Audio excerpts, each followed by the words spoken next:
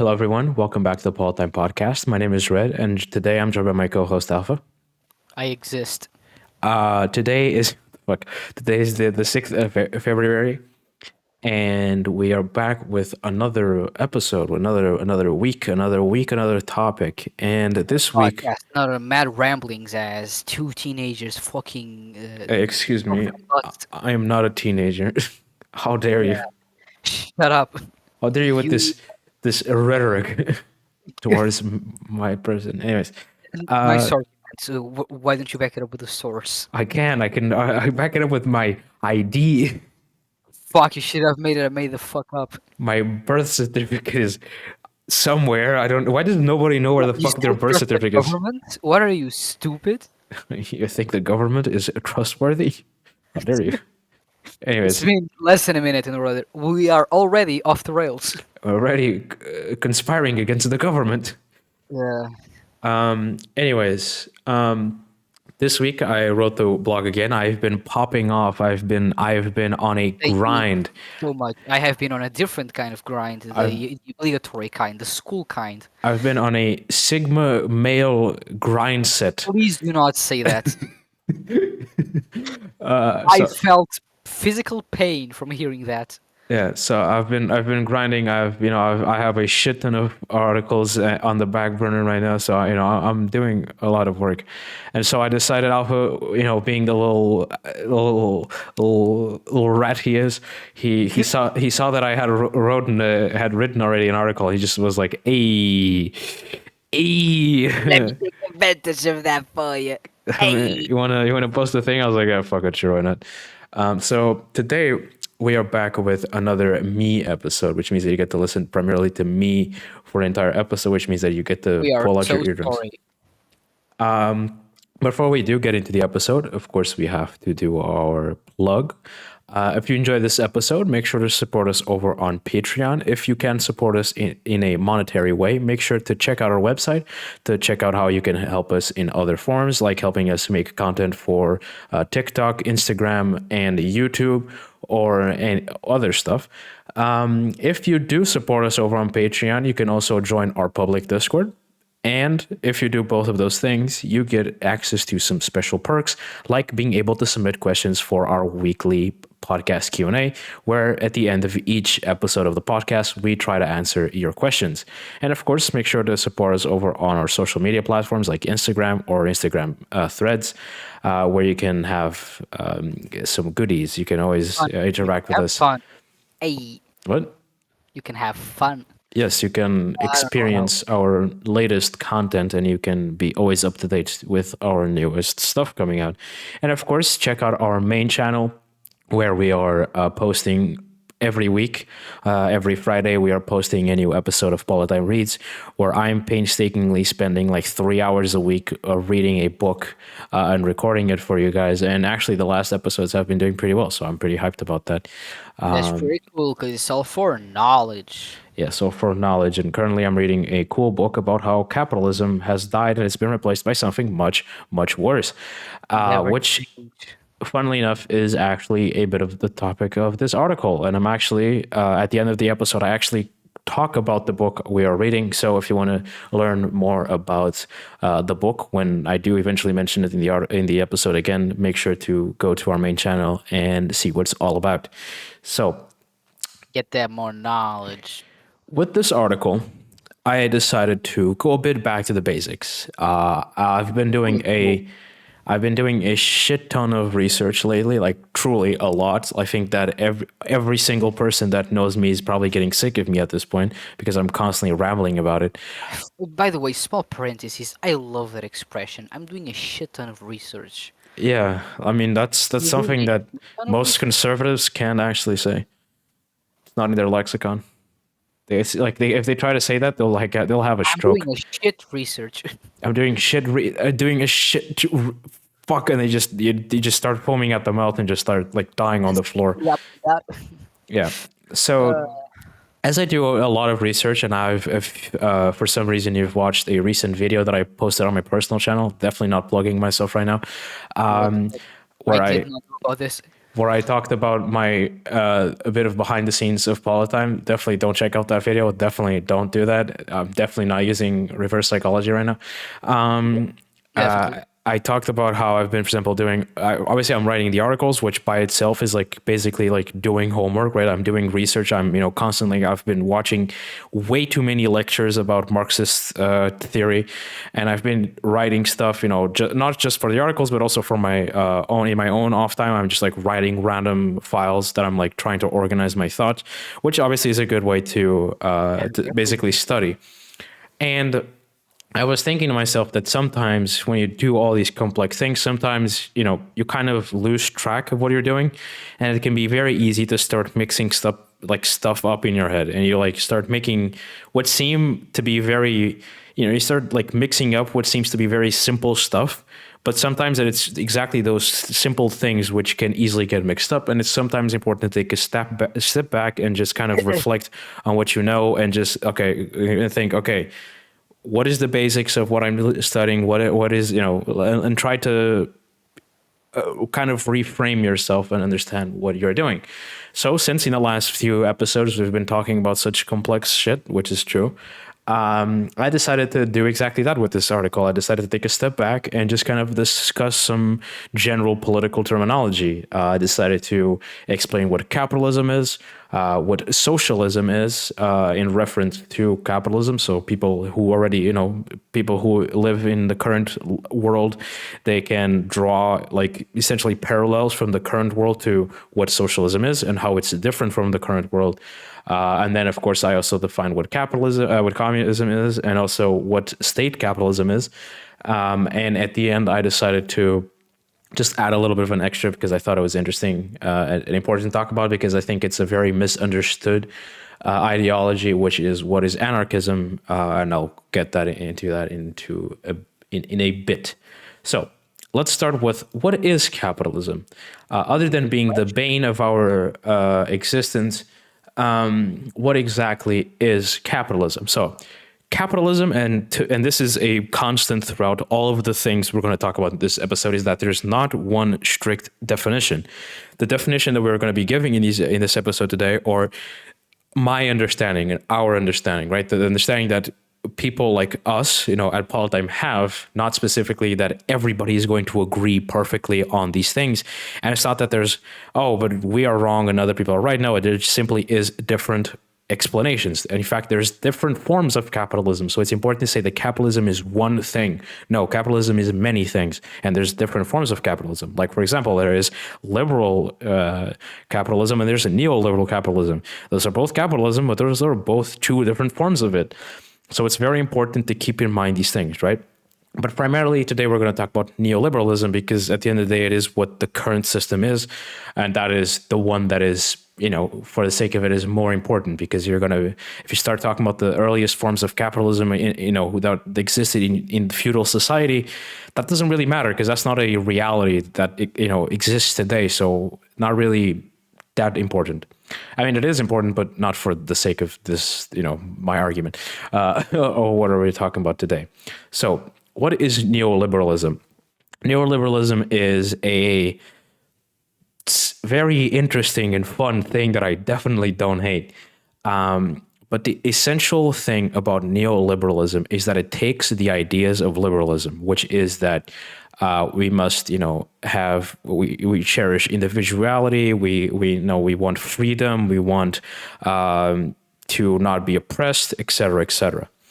And then they take those things and buff it up with steroids and insert it into kind of an economic sense. So one of the things that neoliberalism loves is the idea of total economic individuality. What does that mean?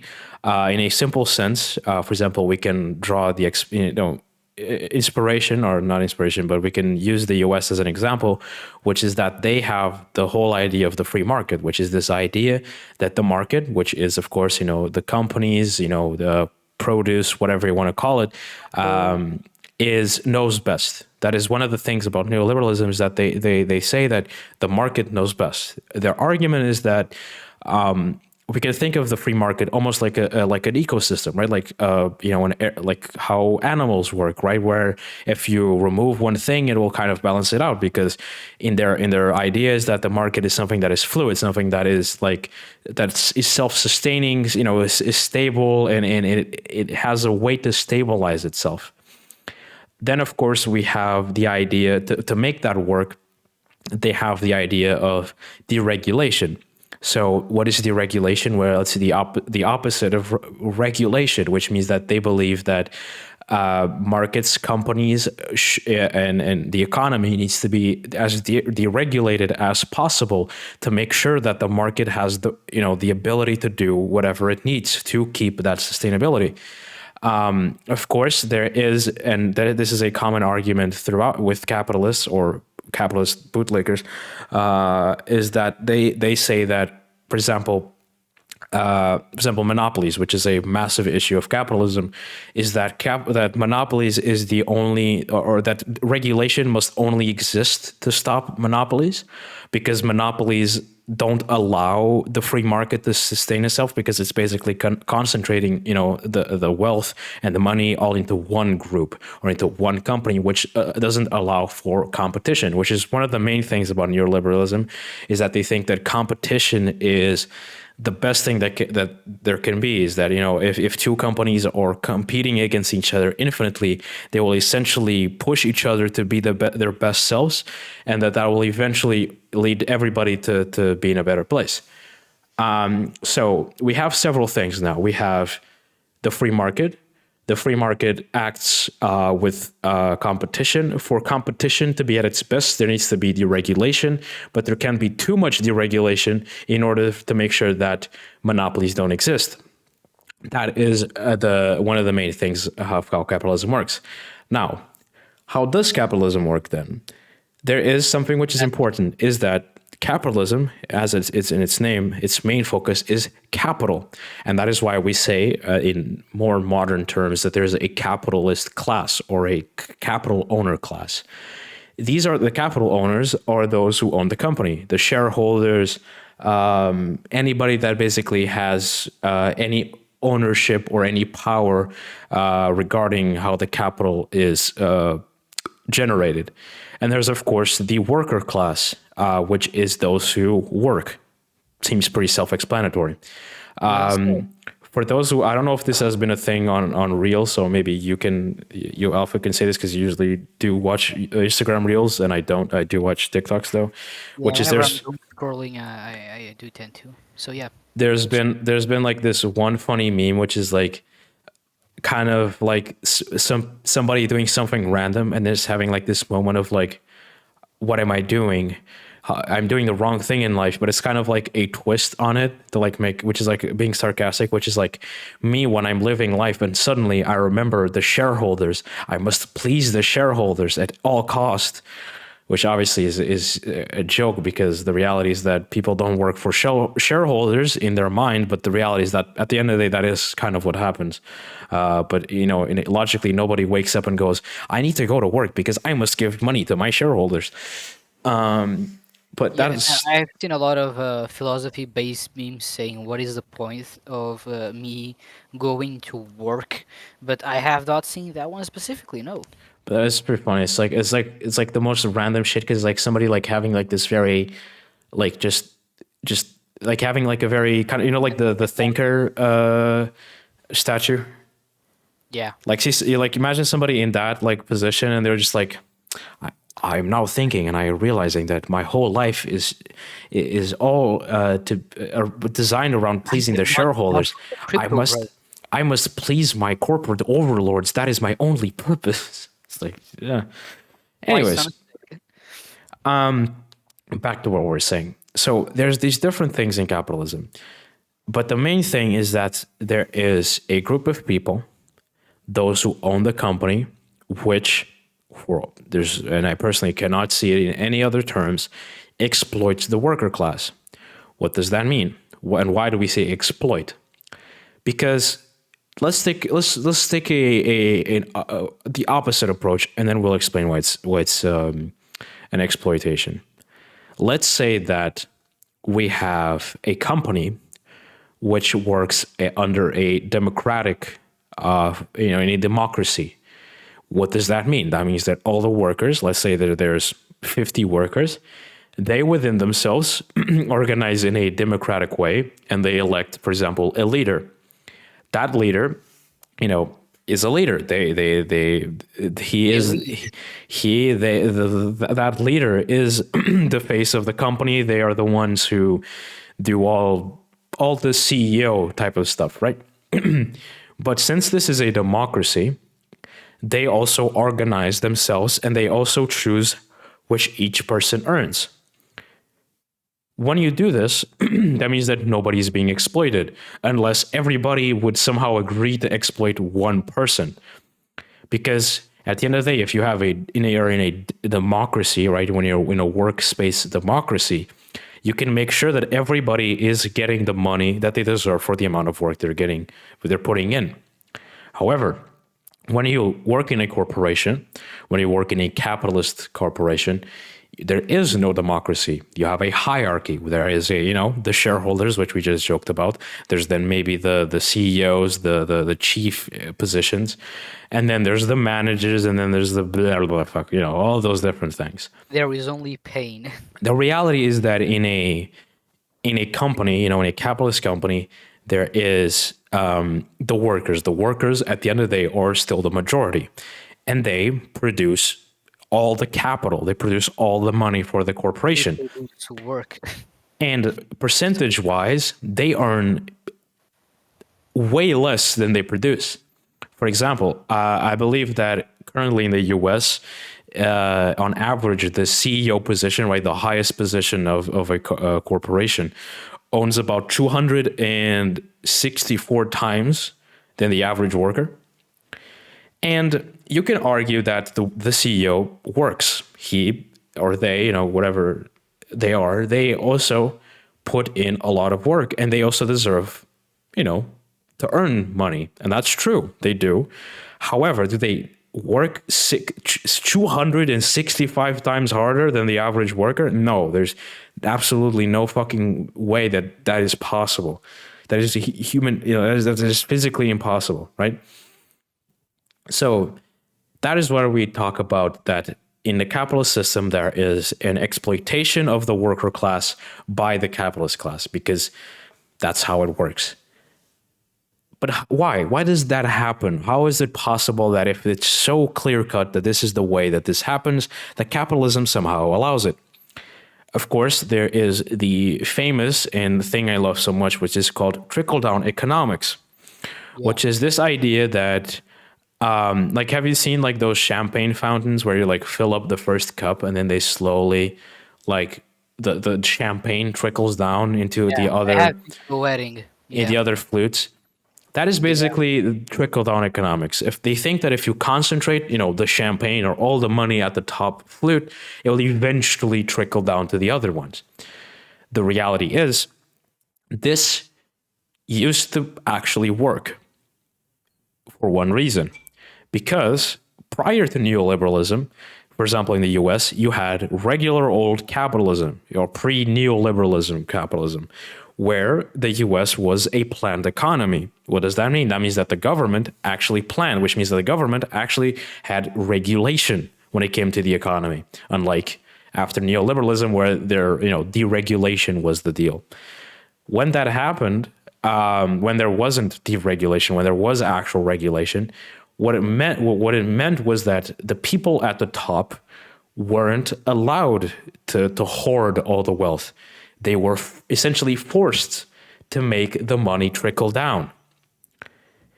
So these were people, you had, for example, I believe that there was a point where people were taxed 90%, where the taxes was 90% of their earnings in the US pre-neoliberalism. So that is a massive way to make sure that, even at the person at the top, even if they earn the most, they're being taxed, which means that the money can trickle down. However, in a neoliberal capitalist world where there is, tremendous deregulation, that can never happen, because there's literally nothing stopping the person at the top from hoarding that wealth. There's nothing. There's no laws. There's nothing stopping them. And unless they somehow feel like it, They have absolutely no motivation to make that money trickle down. And when we say the money trickle down, it's not in a literal sense. It is, for example, in building new infrastructure, investing in new businesses. That is usually what it means. But they don't have to. They can, but they don't have to. So it is basically just kind of hoping, we sit tight and hope that, the people at the top are good people and that they will do, what is best for the others. And the reality is that that doesn't happen, because if that had happened, Basically. we wouldn't have billionaires in the world. And we do have them. We have a lot of them, and seemingly we have more and more. So that's horrible. So the reality is that we're starting to see a pattern here, and it gets worse.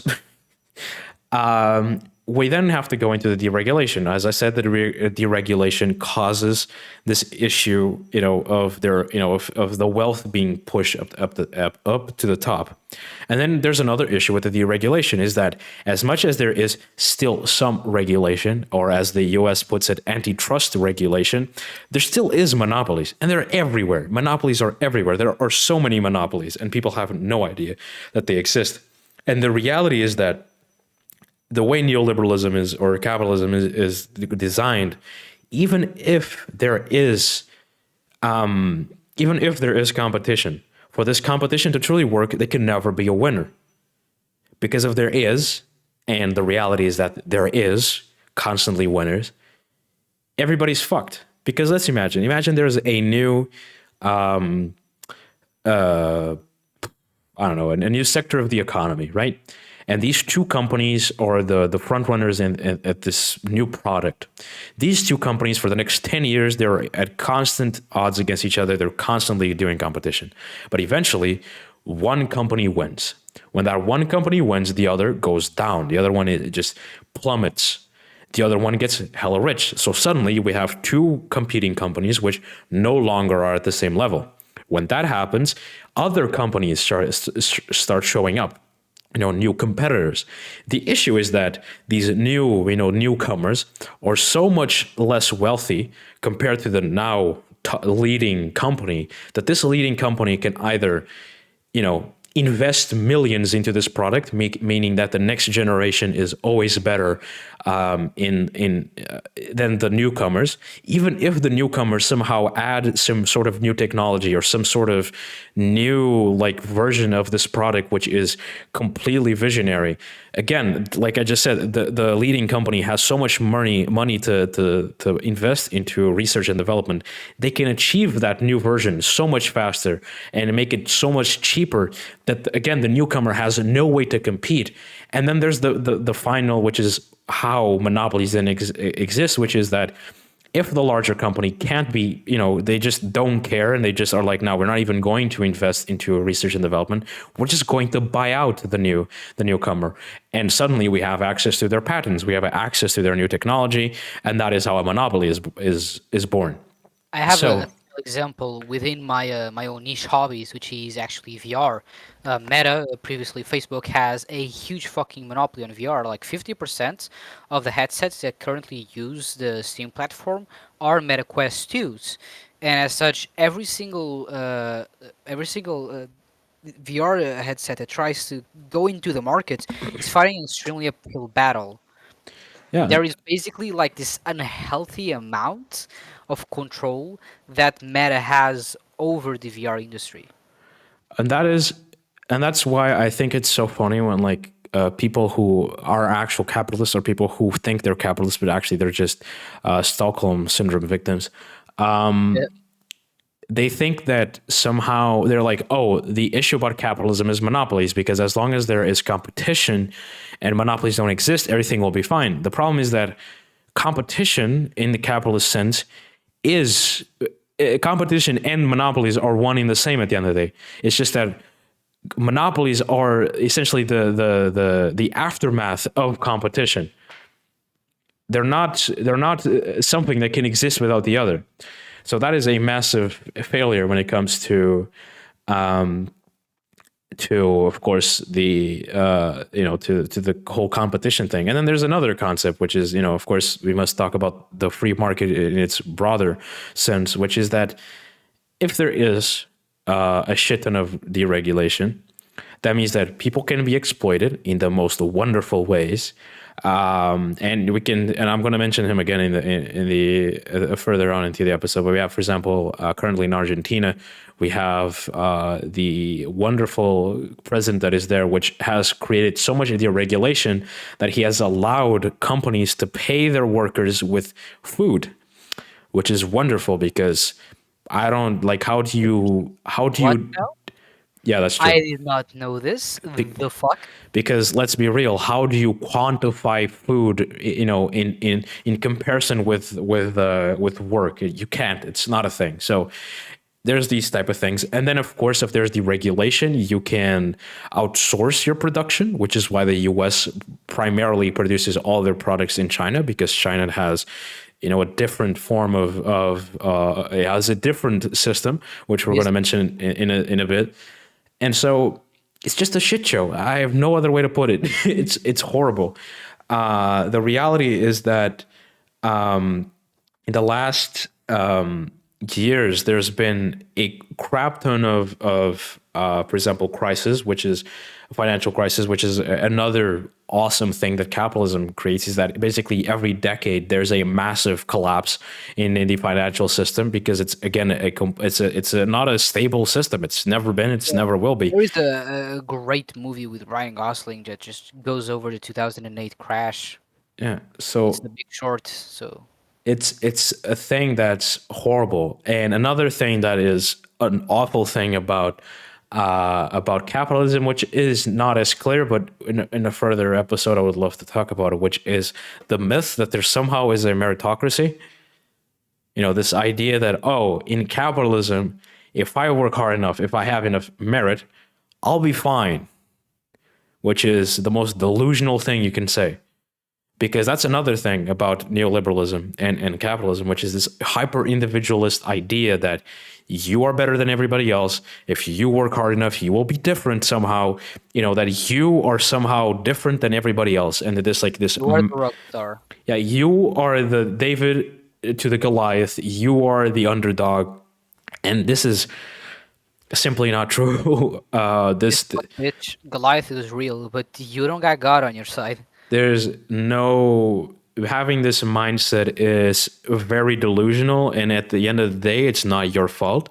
It is something that, of course, capitalism has built into their system. In fact, Reagan, who is basically one of the fathers of neoliberalism, he himself basically, like, there's like videos of him like doing speeches where he is like doing like individualism propaganda, if you want to call it that, and like calling for people to like work harder and do all these things, and just basically propping up these ideas. And ever since there, it's been very prominent.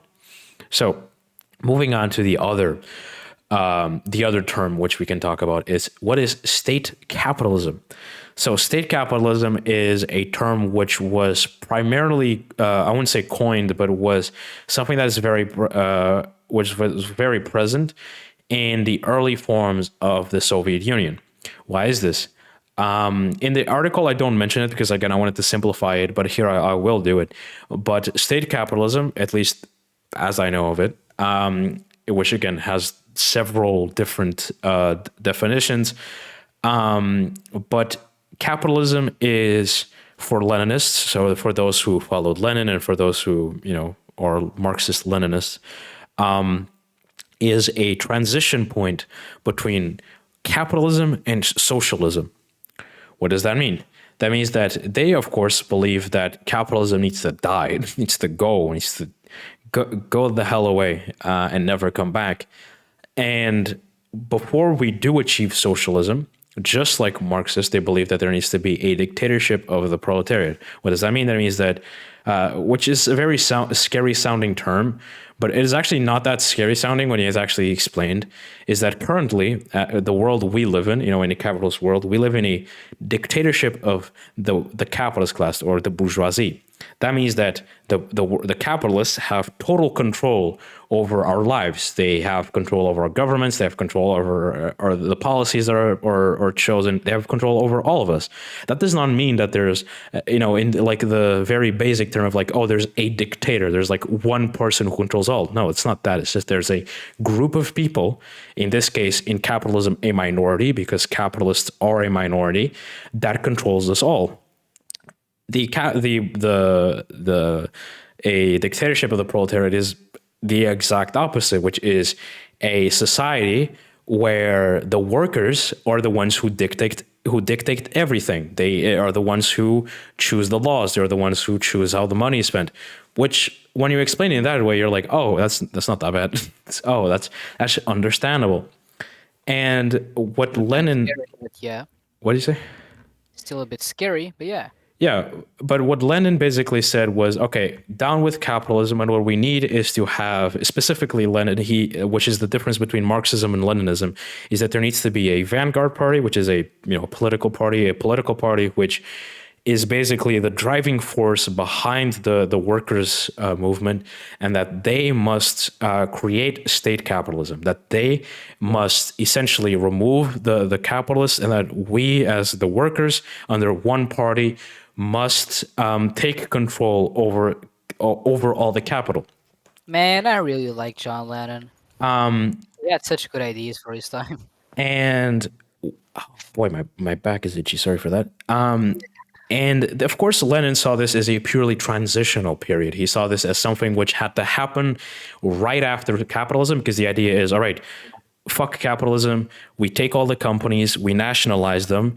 We now plan the economy, right? We do like a whole plan of like, all right, how are we going to spend the money? How are we going to do this? How are we going to do that? Basically, which is a fair thing, which is something that is necessary in any case. Even in capitalism, when a country changes from one party to the other, they have to do this exact same. They have the exact same thing. They have to plan where they're going to spend their money. They have to, they have to do all this planning. So basically that, but now it's a worker party led worker led party. Sorry, stumble over the words there. Thing, which is they're like, all right, let's make sure that there's no private property in the capitalist sense, because in socialism there is still private property, just not as we know it, because private property is like this one, it's usually a thing that one person holds, and that is how they're the capital owners. And in the socialist sense, it's different, but I'll explain it in a sec, because I'm going to explain what socialism is, so there's no need to jump over the things.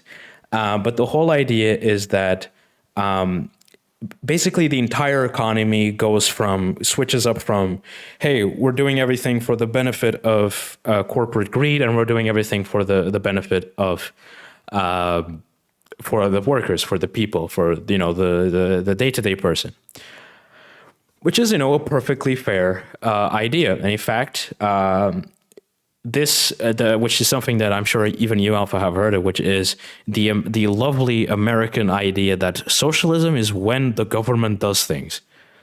Yeah, that's the fucking MAGA idea. Yeah, and the reality is that they think of it. They think when when the government does things, fun fact, they're not actually thinking of socialism. And I'll be clear here, this is my opinion, not a fact, I would say.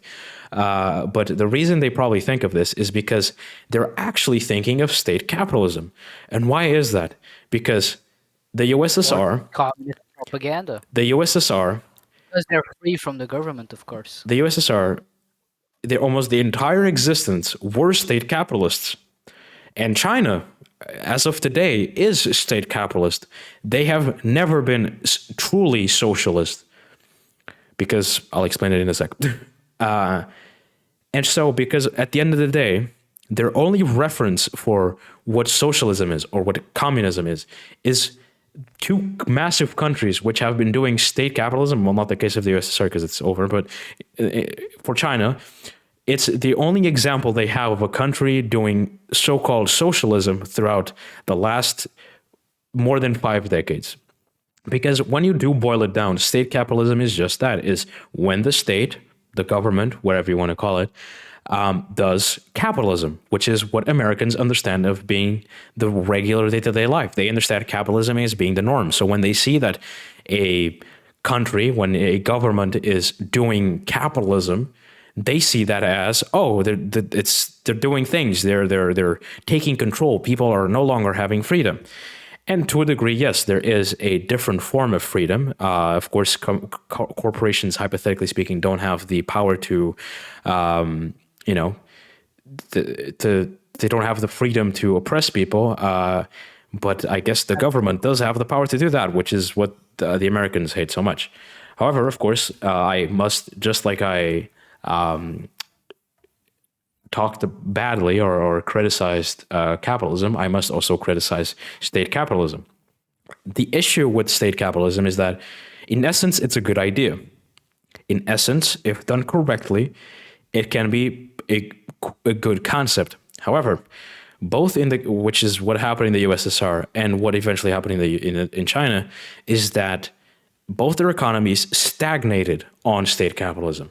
What does that mean? That means that whilst Lenin saw state capitalism as a purely transitional period, right, a transitional system, something that was a temporary thing so that they can then move on to socialism, they never did.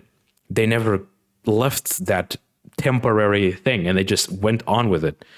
In the USSR, this is because Lenin died a year after the USSR was born, and then Stalin came around, and with they had elections, and basically Stalin got rid of the opponent, if you know what I mean. And while Stalin was always somebody who, surprisingly enough, was always on the side of Lenin, there was like a period in a year where he suddenly went from yeah, I'm a Leninist to oh, actually I'm a massive nationalist, and I think that the Soviet people are superior to everybody else. It's sort of crazy too. Yeah, Stalin wasn't the greatest person. However, I do not. Lenin was a bit of an interesting character. I don't know. I've not really have a bad opinion about Lenin, but I do not.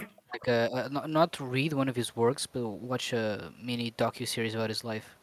I did get a book by him today, so I'm gonna read that. Yeah, I'm sure Overly Simplified did a great video about him. But the reality is that I also, honestly, something that I still want to do more research on, but I don't actually know that much about Stalin. So I'm not really going to talk about him purely because I don't, I can't talk about somebody that I don't know.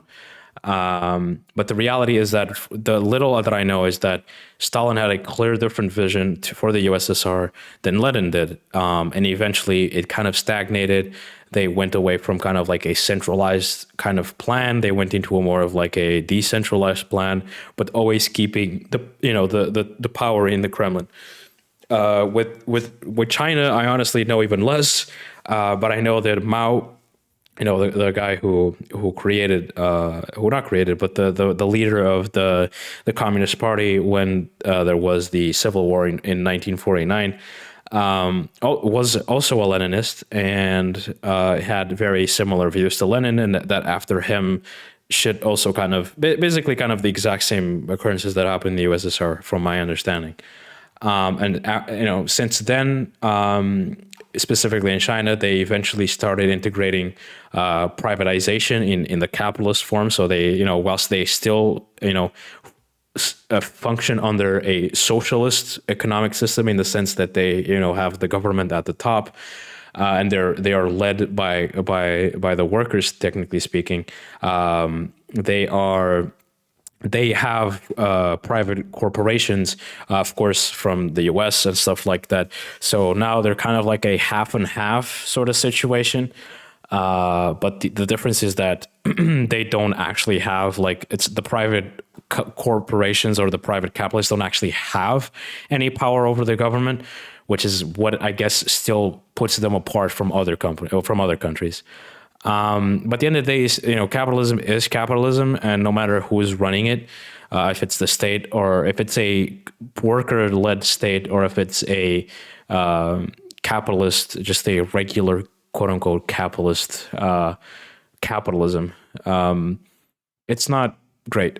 It's not a still not exactly a system that is stable, a system that is can just survive on its own.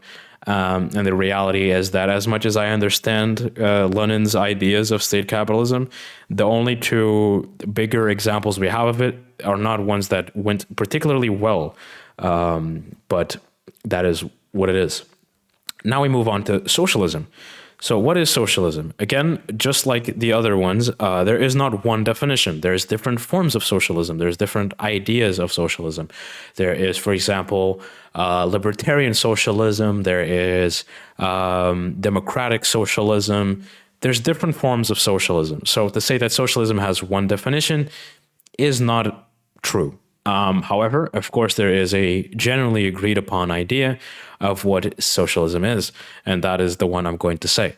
So socialism is the idea of the workers owning the means of production and its distribution and its, what's the other one? And it's something. I can't remember what it is, but I'm sure I'll remember at some point. It's value. There you go. I got it. What does that mean? That means that, just like I said before, when I was talking about the democratic workplace, it's taking the democratic workplace and making that the norm, aka making that the only thing that can happen.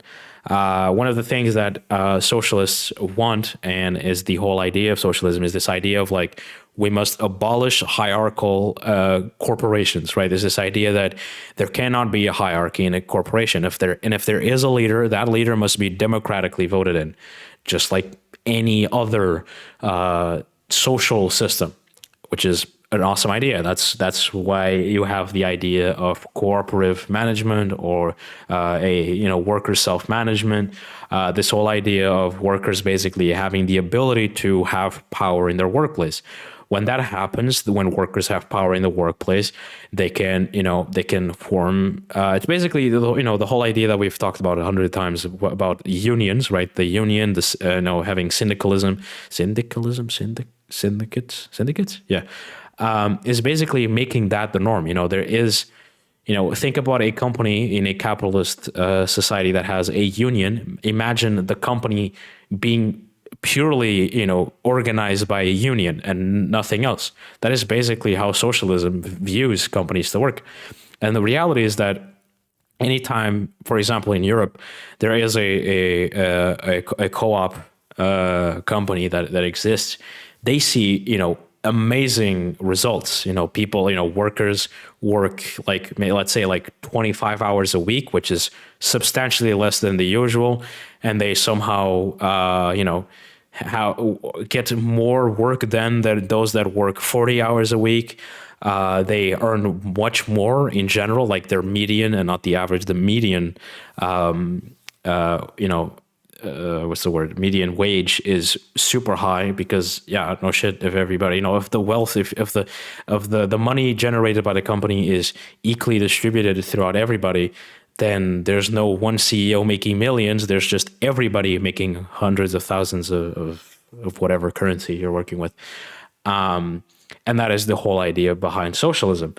And at least when it comes to companies, of course, then there's the whole idea of abolishing the capitalist notion of private property. Under socialism, there is private property, just not as we know it. Which is why most people say that there's no private property under socialism. And whilst I can agree that is true, there still is a form of it. It's just that it's not in the same vein as capitalism, so it's not really comparable, right? And what I mean by that is that, for example, think about it. When there is a co-op company, when there is a democracy in the workplace, everybody hypothetically owns a bit of the company. If there's 100 workers, those 100 workers own the company. And that means that there is, yes, still private property, because if they own that company, then there is some sort of private property. But because the way that private property is organized is so much different, there is no real, there's like private property isn't like this sort of like thing that people are like clawing at and like trying to have. And it's just a different understanding of it, and it's just so different that people kind of under socialism, people basically forget that private property exists, because if one thing is everybody's, if a company is owned by the workers, people kind of forget that that company is a private company, because if it's for the benefit of everybody, it's just not the same. I don't know how to put it into better terms than that. Of course, there is something that is important under socialism, which is that there is, of course, everything is mostly nationalized when it comes to like the important like fields of economy, like education, healthcare. What am I forgetting? Energy. These things which are deemed transportation too. These things that are deemed as the basics. The things that everybody needs access to, are are controlled by the government, by the state. And of course, just like state capitalism, this is a state that is purely controlled by the workers, is not controlled by the capital owners. And the reality is that under socialism, technically speaking, capitalists still exist. Is that now capitalists have no power, so they kind of slowly turn into workers. And as they slowly turn into workers, and as the state becomes so diluted, and as the state essentially gets not overthrown but made obsolete, because if there is no real privatization of any organization, of these vital organizations, if there is in a perfect world, because of course we need to remember that if every time a socialist country pops up, the US tries to bomb the shit out of them. In a perfect world where there is no violent police, where there is no need for a military, where the prison system as we know it has been abolished, and there is no prison system, there simply is what's the word, help me out, Alpha, not recuperation, what's the other term, You got me lost on this one too. the thing they do in like the, oh fuck, what's it called? Oh yeah, I got you completely. They do it like in Sweden, Norway. It's the damn it, I forget about it. Always forget about this term.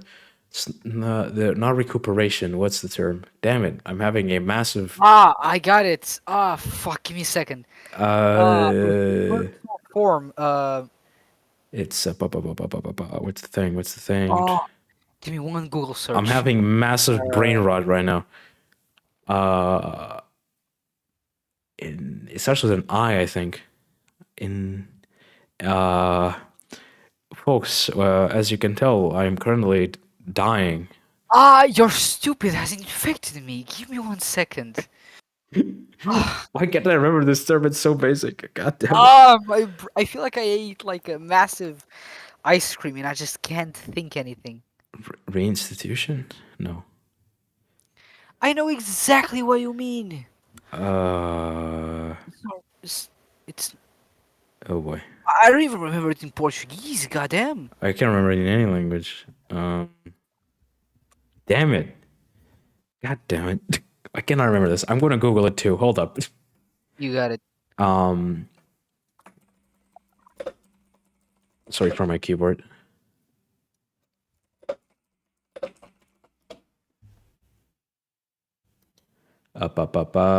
Nope, not unionized prisons. What the fuck is a unionized prison? Damn it. What is, come on. Don't fail me, Google. No, not prison reform. Come on, man. This is not happening. I did not expect me to just forget this one simple word. No, not incarceration, Google. What the fuck? That's the opposite of what I want. I do not want incarceration. Damn it. So opposite of incarceration.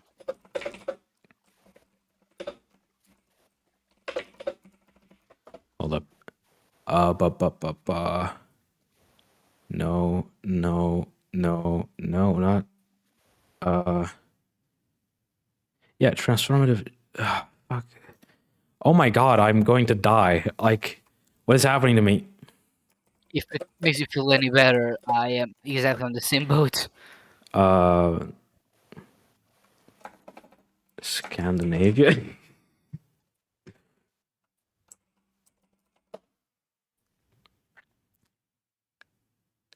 Rehabilitation.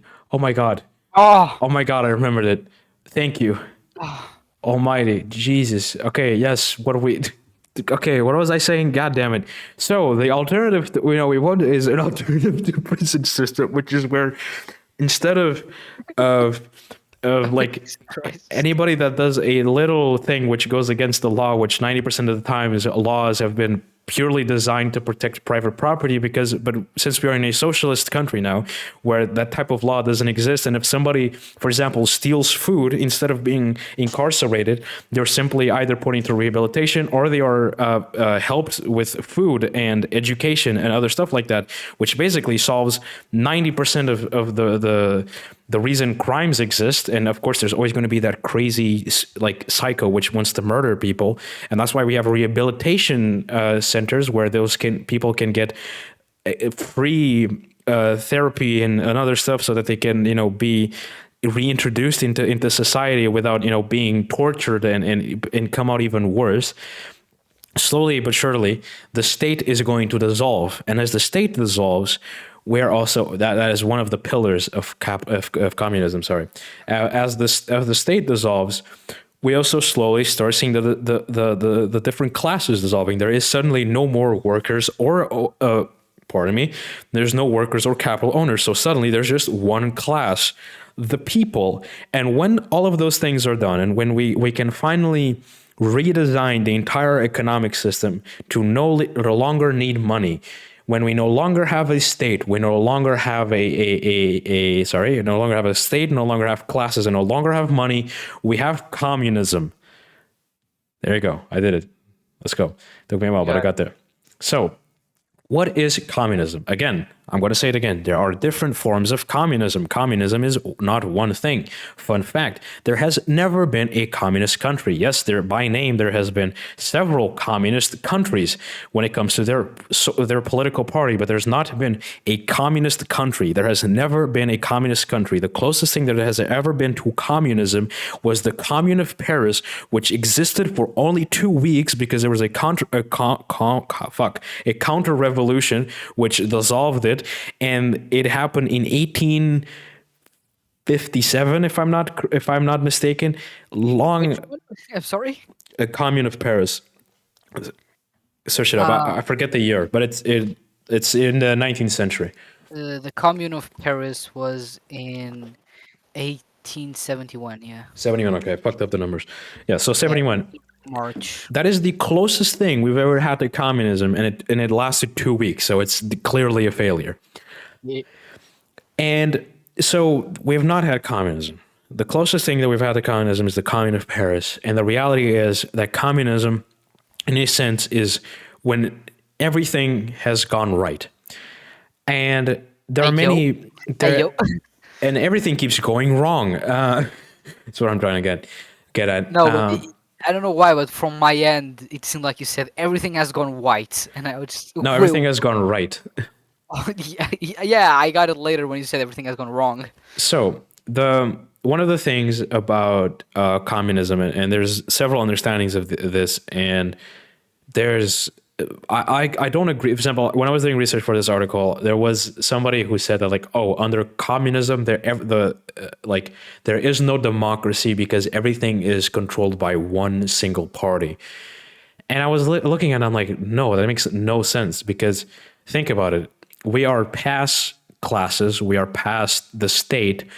There is no reason to even have parties. There's no reason to have political parties anymore. Political parties simply don't exist because we have something that is much better, which makes much more sense, which is just literally just direct democracy, or if you want to put it in other fancy terms, communal self-management, which is literally where, hey, for example, we want to vote on how we're going to spend money in this sector, and everybody who lives in that country, commune, whatever you want to put it, all gets to vote on it. everybody, every single person, every single, well, voter, because I don't know if at that point, if I guess minors probably wouldn't vote yet. I don't know. That part isn't up to me, but the reality is, the idea is that everybody gets to vote. You know, just like we vote for a political party and everybody gets together and goes to the voting ballots and they all vote. This would be, you know, every time we have to vote on something, it would be exactly like that.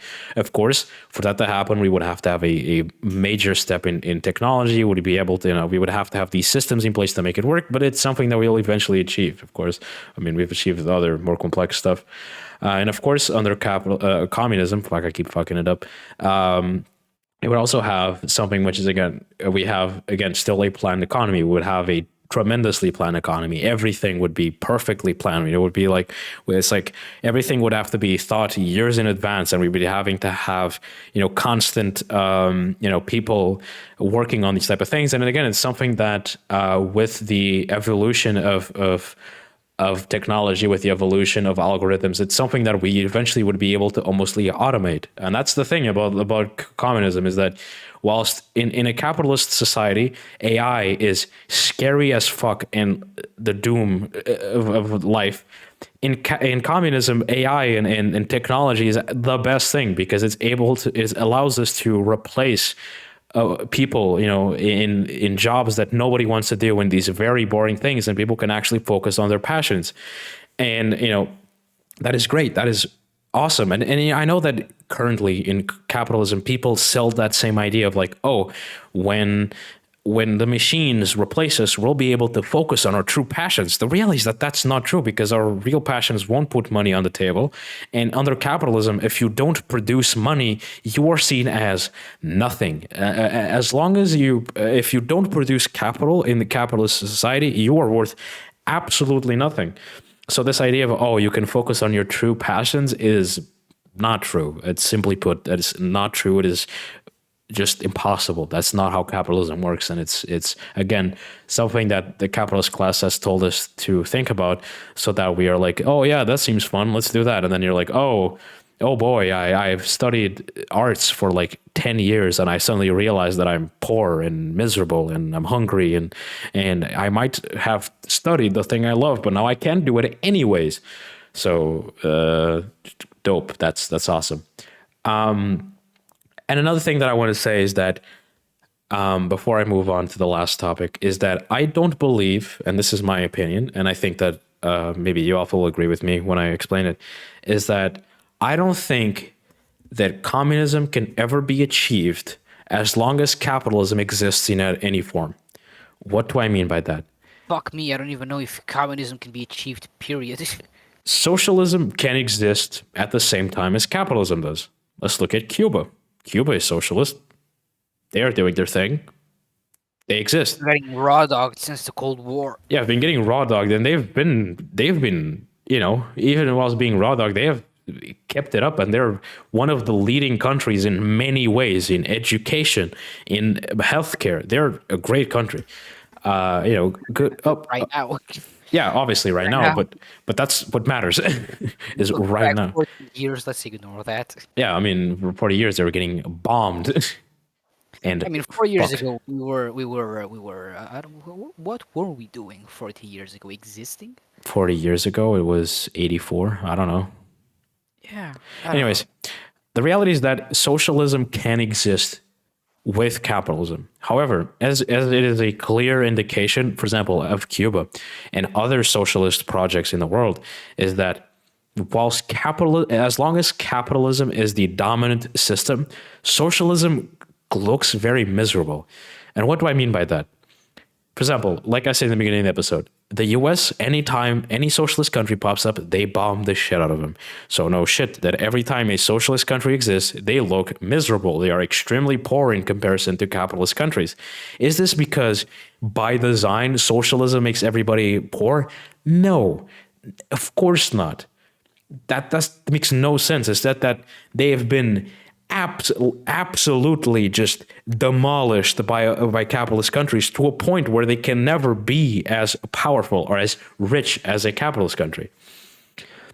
And the reality, and this is a fun thing, a fun fact about, for example, another thing I talked about Lenin, which is that in 1923 there was a German civil war, and during that civil war, this was the same year that the USSR was created, and a year before the Lenin died.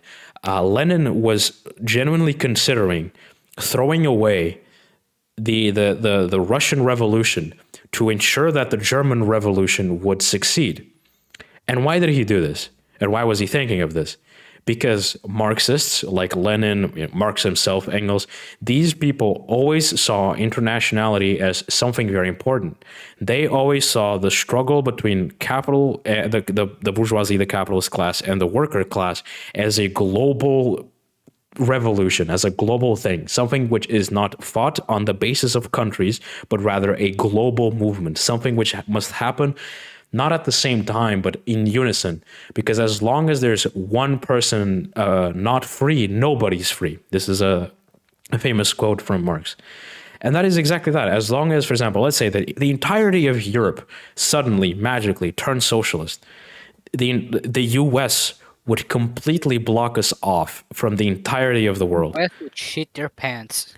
And other capitalist countries would exactly do this. For example, I did this thought process with my mom this morning when I was telling her, for example, let's say that Portugal would suddenly turn socialist. We would be fucked. Like, we would be, like you said before, you would be getting raw dogged by the US so hard that we would be miserable. And this is by design. Neoliberalism, the European Union, capitalism has been developed in a way to make sure that leftist ideas can't develop in a way that actually allows them to succeed. And so, when you take that into account, how the hell can communism ever be truly achieved as long as capitalism exists?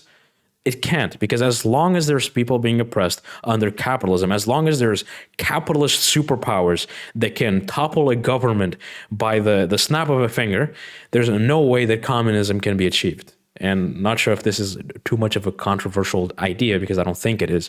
But that's something that I just thought it was interesting to mention, because as long as there is somebody who's willing to unleash the power of 50,000 missiles onto one country, just because they are socialist, there's no way we can ever go beyond socialism.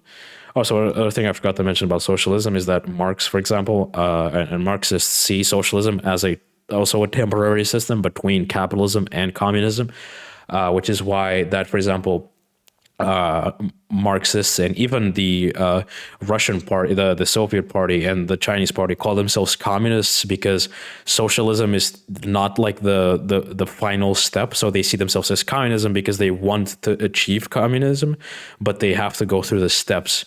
But as we clearly talked about before, they're not doing exactly that. So that's just another fun fact.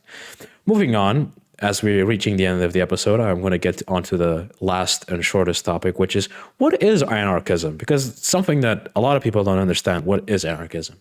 So when we look at anarchism in a pure void and look literally just define the word anarchism, it is an ideology that believes that there cannot be a hierarchical society. That is it. Nothing else. Does that mean there can be no authority? No, that's not what that means. Anarchists do not believe that there cannot be any authority, or that there must be no authority, because there always is authority, no matter how you want to paint it. There always is some form of authority, no matter if it's controlled by a small group or by a larger group. There is always some sort of authority. So they simply believe that the society cannot be organized in a hierarchy or in classes. Now, of course, there's different forms of anarchism, like the one that I wanted to mention purely as a joke. There is anarchist capitalism, which is my favorite thing, because Wait, what? My yes, brain just died. so Let me hear that again. anarcho, or the correct term is anarcho-capitalism. Anarcho-capitalist. Give me 1 second. I got it. So Way. Javier Milei, the current president of Argentina, is an anarchist Oh capitalist. my god, it is a thing. Yes. And as I put it in the article, and I'm going to read this verbatim, this means that there are different forms of anarchism. An example of this is capitalists like the new Argentinian president Javier Milei, whose political ideas we can only describe as, in quotes, a total shit show, because that is what it is, a total shit show. It Okay, is. to the viewers, let me read this. This is directly from the Wikipedia page. Anarcho-capitalism opposes the state and seeks to privatize any useful service the government presently provides, such as education, infrastructure, or the enforcement of law. Yep. So Total no state, no government, no state, just paywall, paywall, paywall.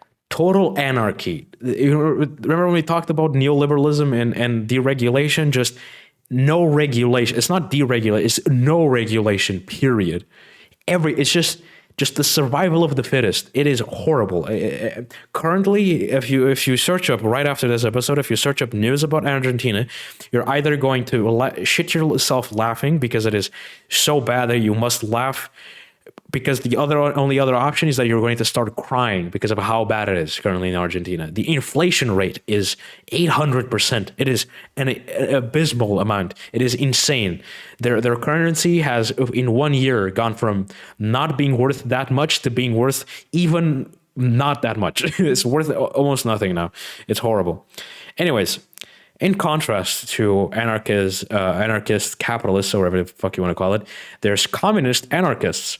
What is anarchist communist? Blah, blah, blah. What is communists, anarchists, or anarcho-communism? Anarcho-communism, in many forms, is very similar to Marxists.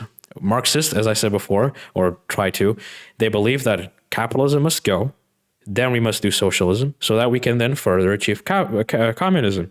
What do communist anarchists believe? They believe that communism needs to go, and we must have communism right away.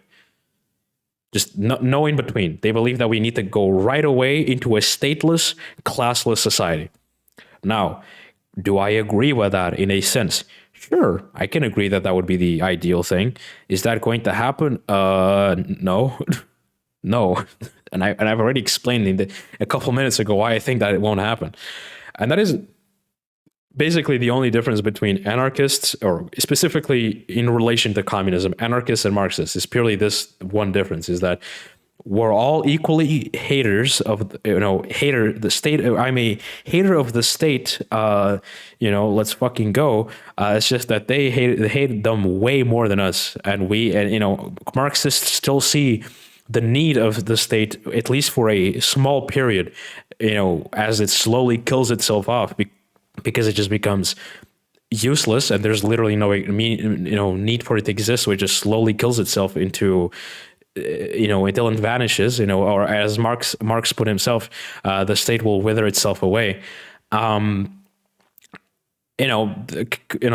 are just like, nah, fuck you. We're getting rid of it right now.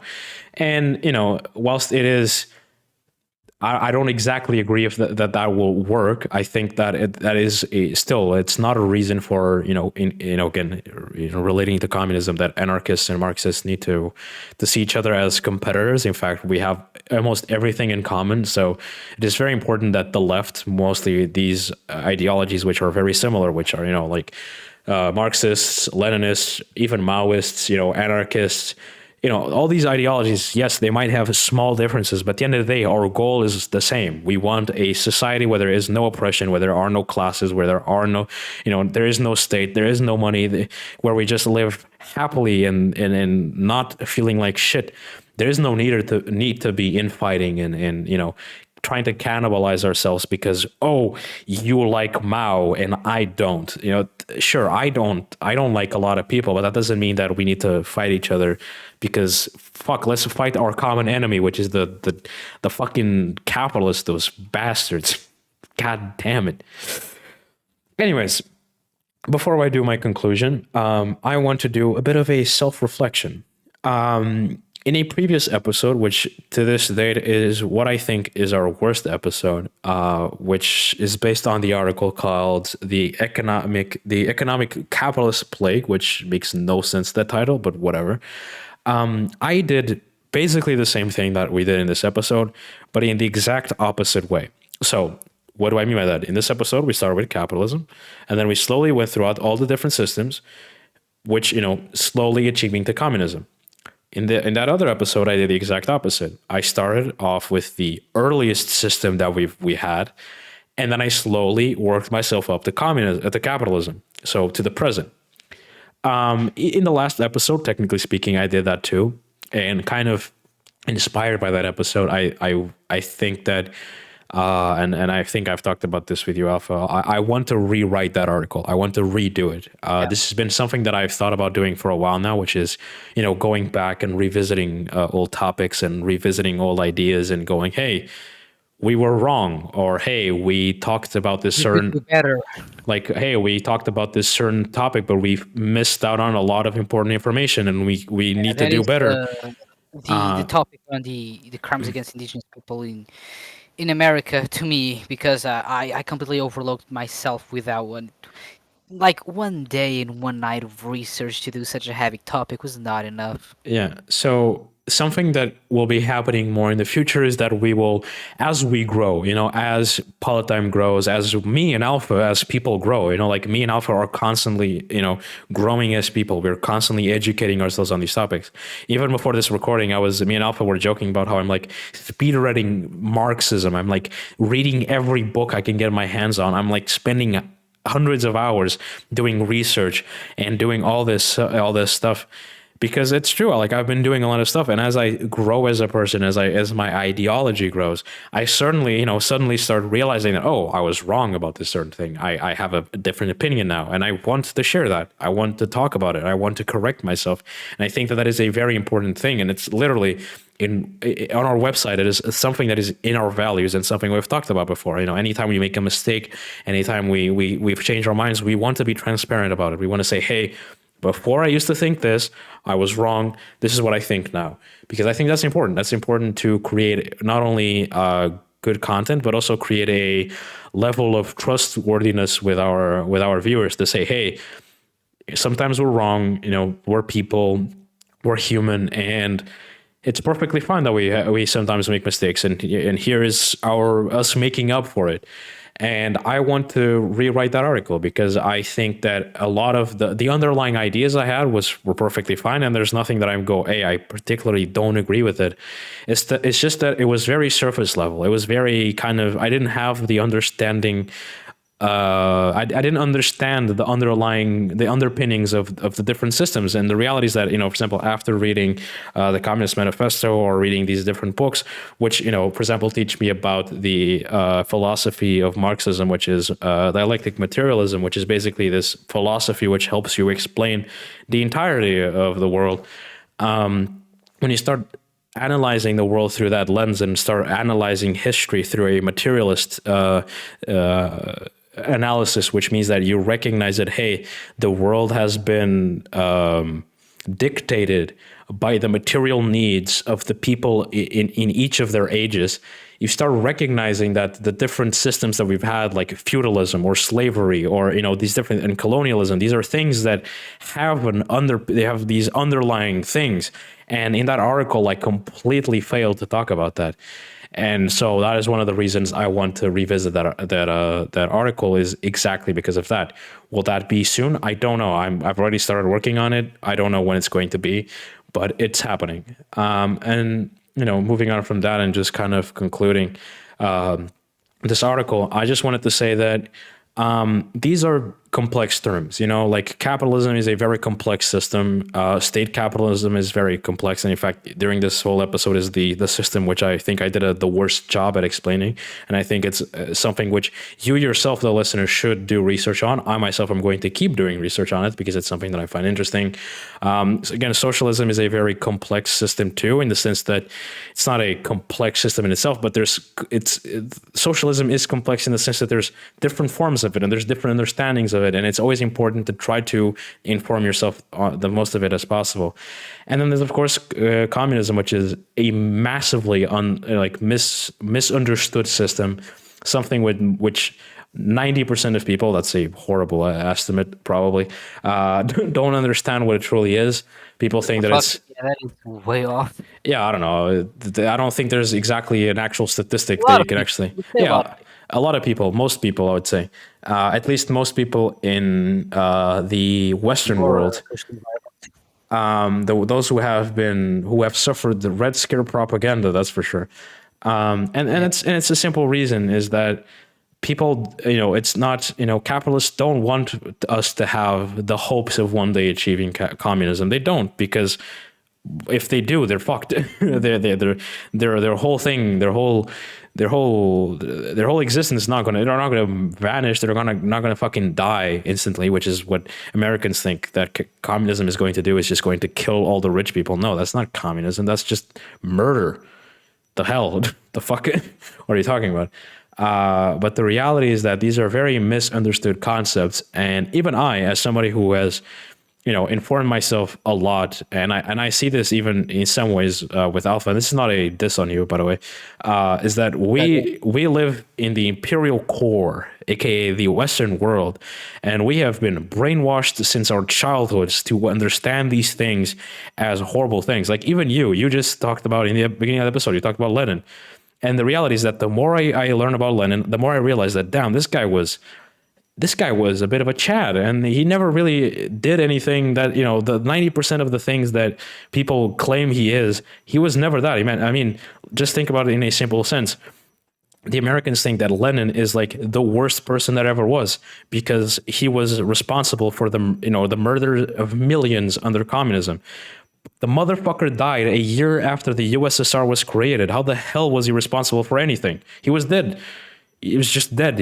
He died with in like the most pathetic way imaginable. I don't know, remember what it was, but it was like it wasn't like a heart attack, but it was like something pretty just dumb. He didn't die in war. He was just like, oh shit, and died.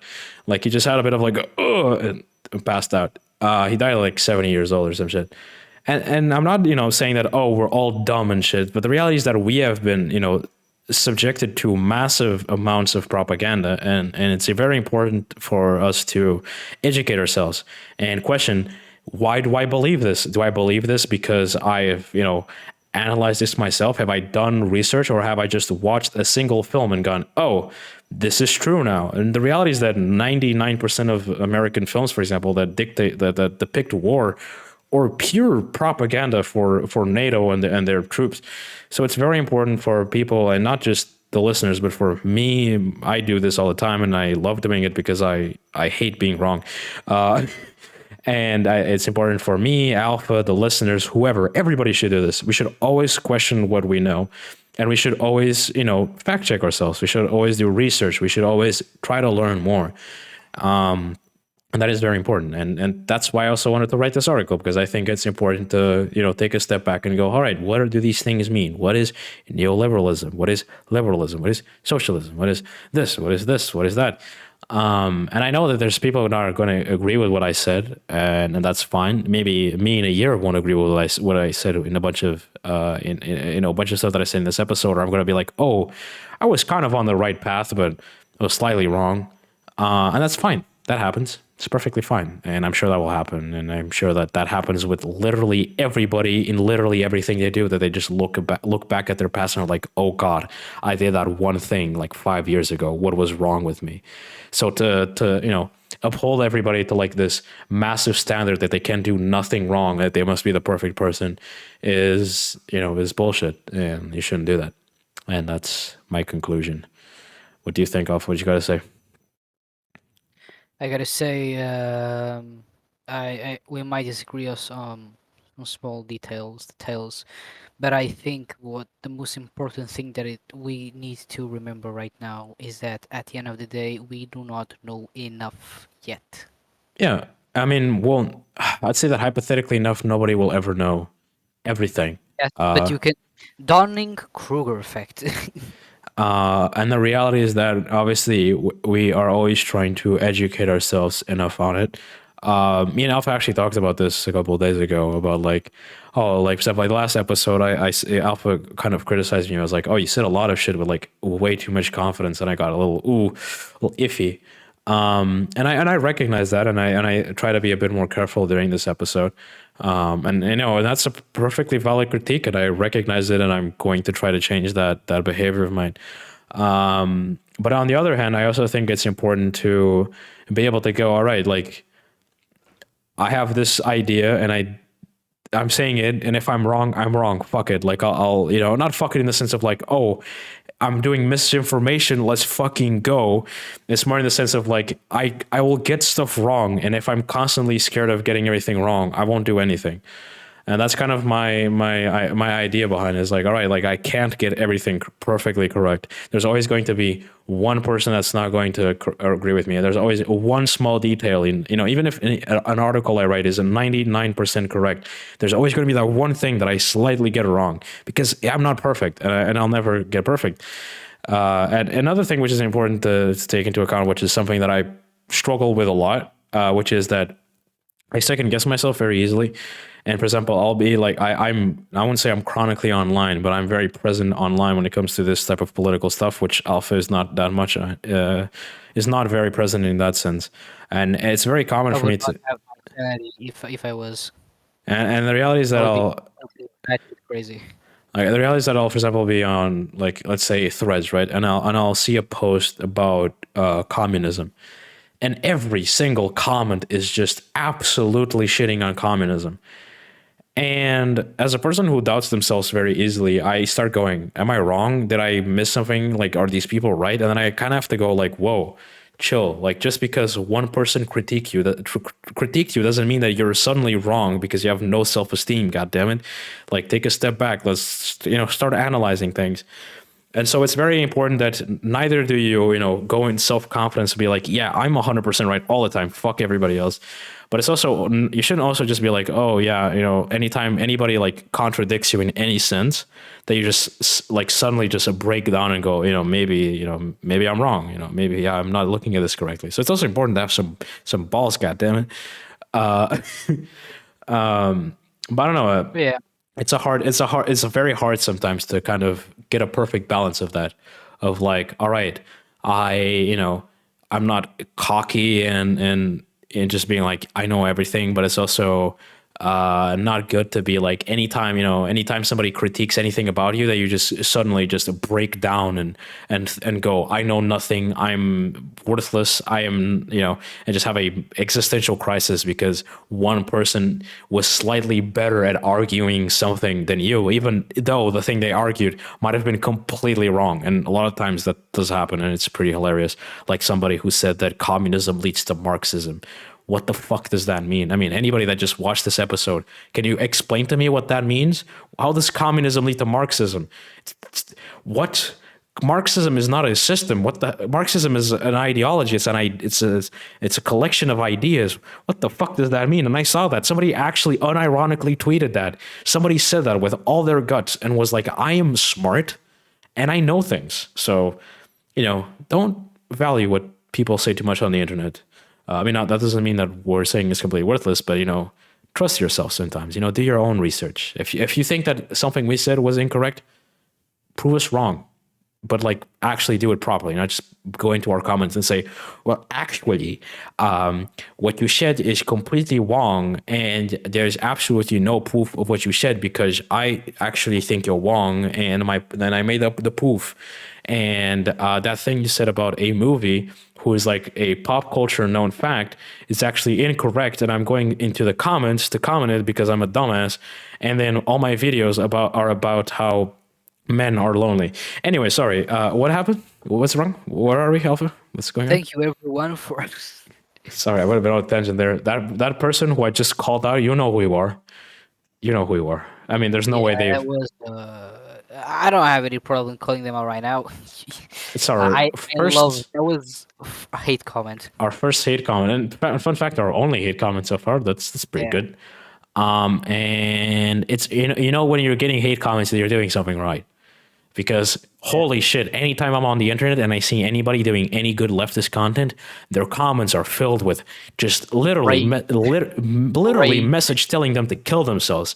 So the moment I get a death threat, I know that I'm doing something good, and that is Yeah. really depressing. The fact that I need to wait until I get a death threat to know that I'm doing something good in life is not something that should Sad. probably be happening. Sad. Yeah. Yeah. Anyways, It is 1 hour and 23 minutes. I am. yes, we've been You going were on for a while. sleeping for this. Yeah. Anyways, before we do end the episode, of course, we must do our obligatory plug. Okay. If you enjoyed this episode, make sure to support us over on Patreon. If you can help us with monetary methods, make sure to check out our website to check out how you can help us out. If you do join our Patreon, make sure to also join our Discord server where you can interact with us. And at the end of each episode, which would technically be right now, if you do submit a question, we will try to answer your questions. And of course, make sure to check out our social media platforms where we can interact with you. And of course, as I said before in the beginning of the episode, check out our main channel where we are making some cool content, and we're going to keep making cool content. And if you are interested in knowing about the books that I said I bought today, keep waiting, because I have a book that is 300 fucking pages that I'm currently reading, and I'm losing my mind. I planned it out, and I think I'm going to finish reading it the last episode is going to come out at the end of March or at the beginning of February. Kill me. That's a long time. Anyways, thank you all so much for watching, and we'll see you all in the next episode. Bye, everybody. Goodbye.